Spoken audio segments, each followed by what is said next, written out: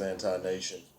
Not feeling too well today. However, with the media blitz and social media uproar about the police officer in South Carolina at the school who manhandled the young lady, I felt like, you know what, I need to go ahead and say something. And I know I'll probably offend a few people. In fact, I'll probably offend a lot of people with this, lose a few friends. It's quite all right. I was good in the world when I came in by myself. I'll be okay by myself now. Um, but I want to address the officer first, and then I want to get to the young lady. First of all, we have some serious issues in the school system today. And I know when I was in school 20 years ago, high school, teachers still had some type of authority. There was still some type of reverence and respect towards the teacher in the classroom. Those days, for the most part, are gone.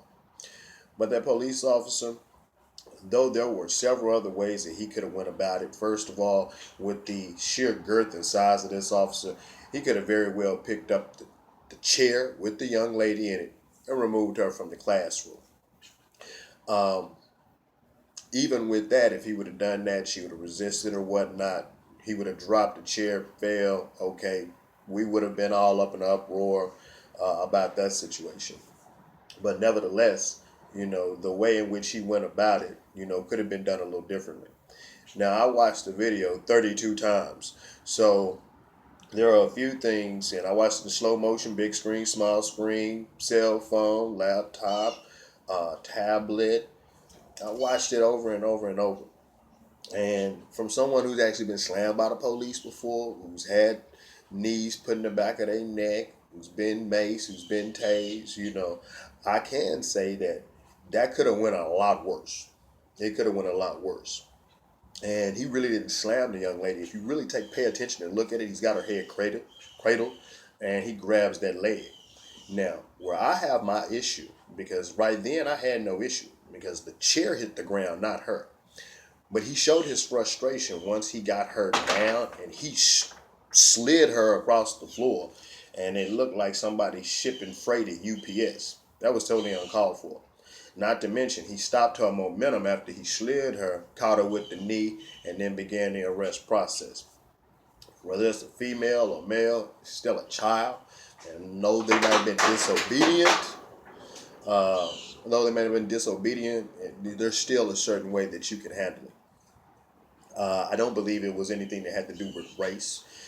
Looking at that classroom and seeing how everybody was in the classroom, if it was really just out of order, there would have been some oohs and ahs. We've seen too many videos in classrooms with teachers and or police where the students are up in arms if it's something that's totally out of order. So right now we're only focusing on the reaction and we're not seeing the full picture. But nevertheless, there were so many other ways that he could have gone about that. There were so many other ways that the teacher in the classroom could have gone about it.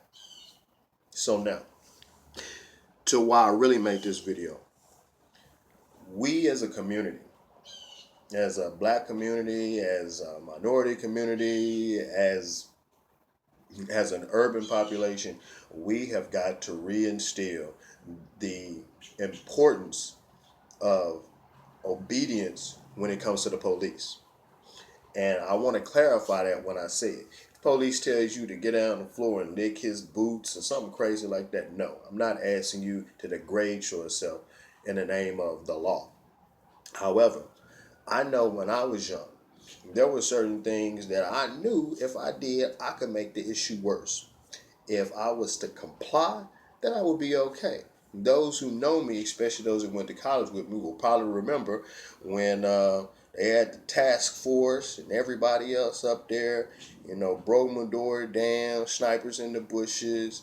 Uh, and when I finally got a chance to speak with the police, rather than me acting a fool, being belligerent, being non-compliant, I complied. And because of that, when the truth came to the light, I was able to get reimbursed for, my belongings that were destroyed, so my tuition, because it was not necessary.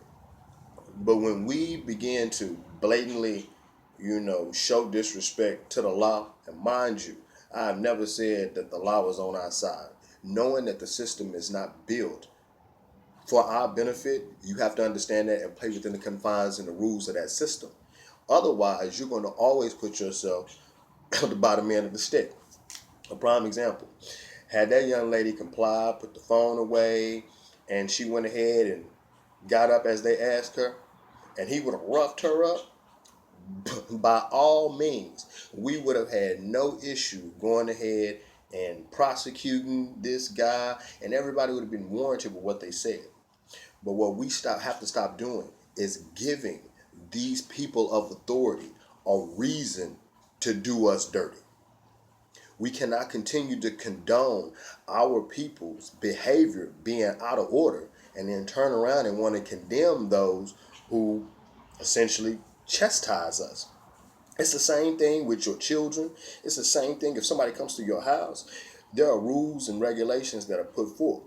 For too long, I have watched us get to this point where we are scared of the children, feel like they're going to call CPS or call the law. We're scared of the police. We don't feel like we can walk down the street. So it puts everybody in this real precarious situation. And what do you do?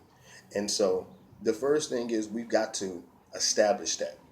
It's not saying that you have to become subservient to the law, but you do have to respect it, because if you don't respect it, you cannot be mad when things don't go your way. You take away any of your credibility. You take away your fighting power. Number two, as a community, every time I see a white officer or I see a person with light pigmentation, they do something to someone black, we are up in an uproar. And I can understand that. It's very sensitive times, and too many times there have been senseless acts of violence that have been perpetrated against us.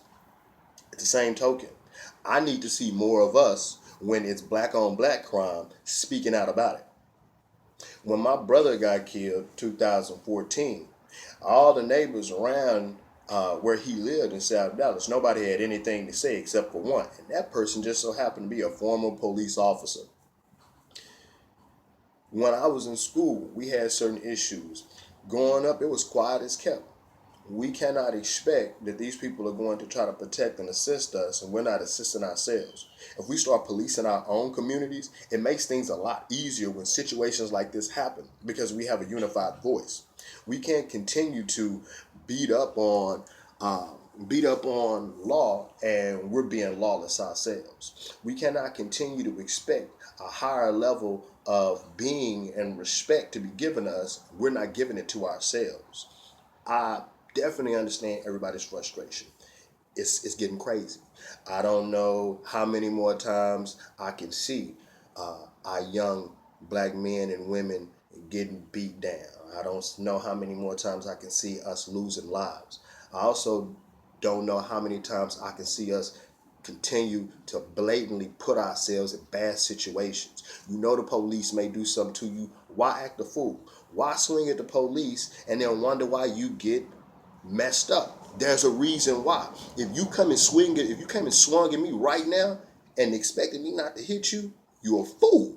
So, in summation, I definitely, I encourage everyone, to really think about that. We got to start policing our communities first and foremost. We have to, because if we do not, we will take away whatever power that we have left to protect ourselves and our children. Peace and blessings, Anti Nation. One.